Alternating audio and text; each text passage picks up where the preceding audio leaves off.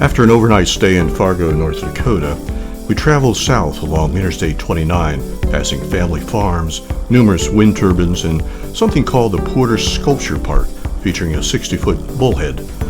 Their website claims there are more than 50 larger-than-life sculptures scattered throughout the park. First stop, the Minuteman Missile National Historic Site. The national park was once part of the Minuteman missile field that covered the far western portion of South Dakota from 1963 through the early 90s. It was composed of 15 launch control facilities and 150 missile silos holding the Minuteman intercontinental ballistic missiles. Jim, our tour guide, was once a missile control operator at this very site, and he provided some amazing insight into what it was like to live and work with these incredibly devastating weapons.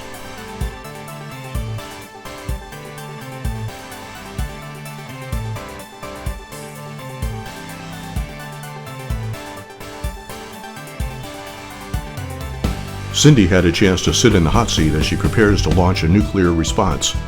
Watch out, Putin. Here we are at Wall Drugstore, the hot point of South Dakota. Oh wait, there's Rushmore. I don't have to go there now.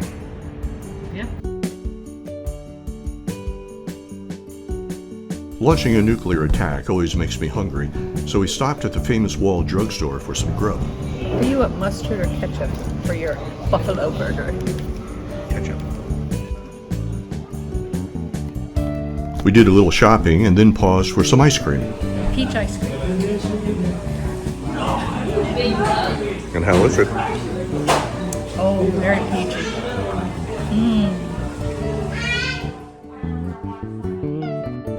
We covered several hundred miles today, but it's still early enough to catch the sunset in the Badlands.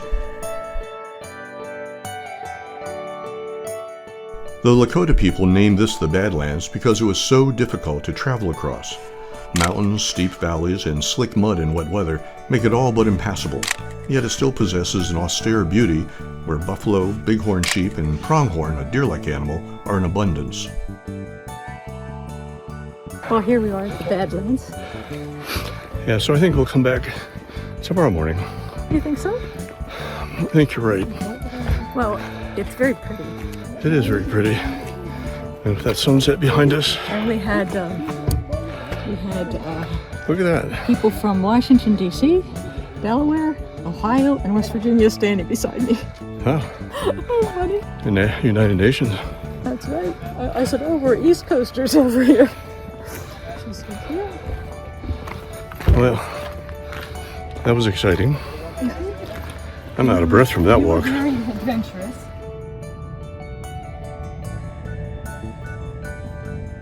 So here we are somewhere in the Badlands. I'm not quite sure where it is, but yeah, it's nice. Flat plain out there where they once had ranchers and some type of civilization. Only one rancher can be seen now. Much of the Badlands look like they're on the surface of the moon. Some of the shale layers are 75 million years old.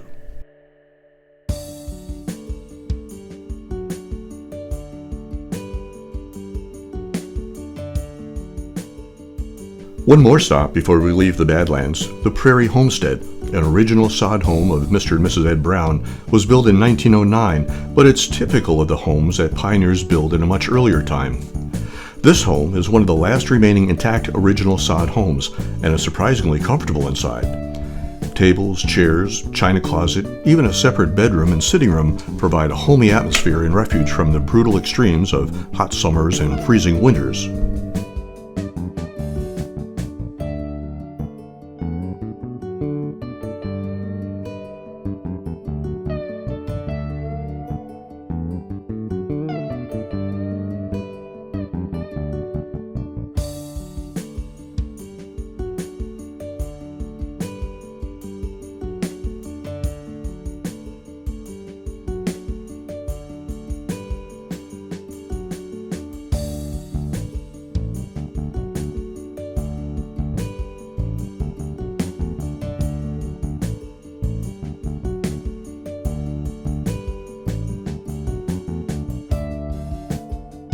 Comfortable than I would have imagined. I think it's a lot more comfortable than you would have guessed. Yeah. So there you have it, another busy day exploring some American history. Next, we're heading out to Mount Rushmore and Crazy Horse monuments. We hear they have some great food at Crazy Horse. See you there.